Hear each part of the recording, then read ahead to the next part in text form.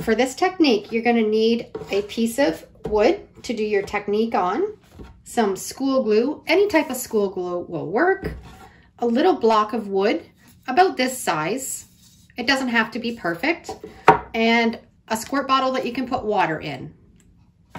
To do this technique, you want to use a dark color first. You can use any paint, latex, acrylic, chalk paint, whatever you have on hand and you want to use up. I am going to put a coat over this whole board, making sure it's covered completely. Our base coat is all dry. This technique is going to create such a weathered, chippy look.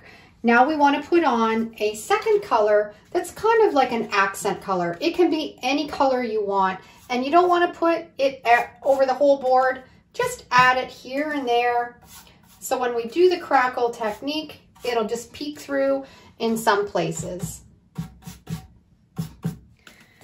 Now we're ready for the secret potion, our Elmer school glue. I have a little dish of water, and we're going to do 1 part water to 2 parts glue. It doesn't have to be exact, but we want the glue watered down a little bit so it flows really well.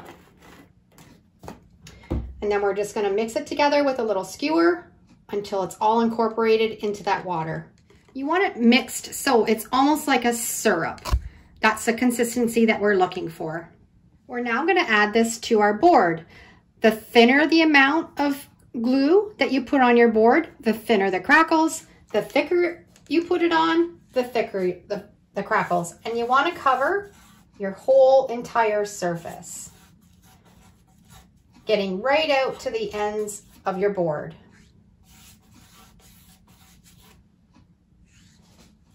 When you're brushing it on, you want to do long brush strokes. You don't want to have short little brush strokes, long ones right from the start to the end of the board. That gives a nice consistent crackle. We're going to let that glue just sit till it just starts to get tacky, probably take about 5 minutes.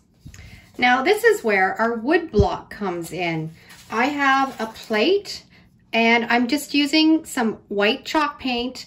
You want to use a color that's lighter than what you've put on the base. You're going to dip it in the paint, and it is going to create a real chippy finish when you apply it to the wood. You're going to take your block of paint and you just want to rub it across. You don't want to do too many passes. You don't want to work into that glue too much. And that's all there is to it. And then you can go on to the next one. Just dragging it across, creating that weathered, chippy looking wood.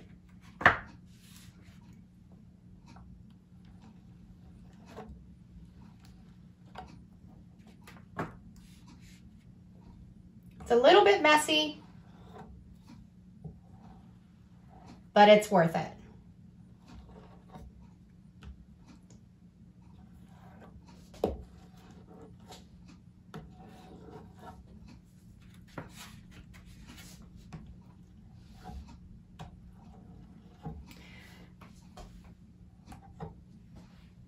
Now we just let it dry and let the glue do its magic. It's been about 10 minutes and we're already getting some fantastic crackling happening. We're going to keep letting it dry. Now you can dry this with a blow dryer or a heat gun, but I find it doesn't crackle as nice as if you just let it air dry. So when I'm doing this technique, I just set it aside and don't touch it and let it do its work. It's the next day. Everything is completely dry. Look at the crackle that we created with that block of wood. It looks absolutely fantastic. What I'm going to do now, I want to sand all around the edges and the outside. I'm going to take it out to my shed. I'm going to use an 80 grit sandpaper and really sand it aggressively. I'll finish sanding, and like I said, I was really aggressive with it. I really sanded it with an 80 grit sandpaper because we're trying to make a real authentic looking old piece of wood. You can leave it as is, just the way it is right now. It does look fantastic.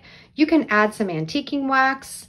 You can add a little bit of stain around the outside, but I'm going to show you a little trick that I like to do that takes it to the next level. Let's get it set up. Now this next step, it can get a little bit messy. You want your wood to be standing up, and we're going to have a mister to wet your wood. You're just going to spray it completely all over the whole piece.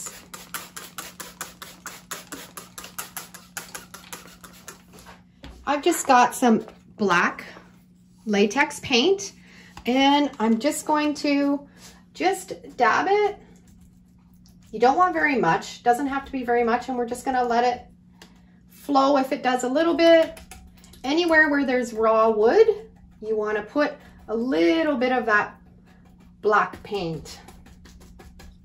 Just dabbing it, just with a chipped brush, it works perfect. You don't want to slop on too much. You want just enough to cover the edges. And once we get it all covered, we're going to go back to that spray bottle, and we're going to spray and let all that paint run. It's going to give a fantastic weathered look. Just add as much water until you get the desired effect.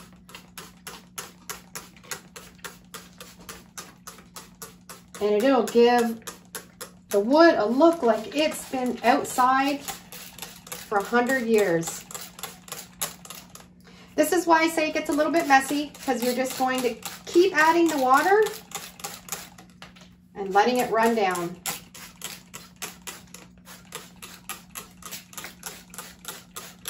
Okay, I'm going to let this drip for a few minutes, and then I'll come back and I'll show you how it turned out. I've got it all sprayed down, and I have the look that I want. Now I've just got an old t-shirt, and I'm just going to blot the top and the middle here, and just blot some of that extra water off.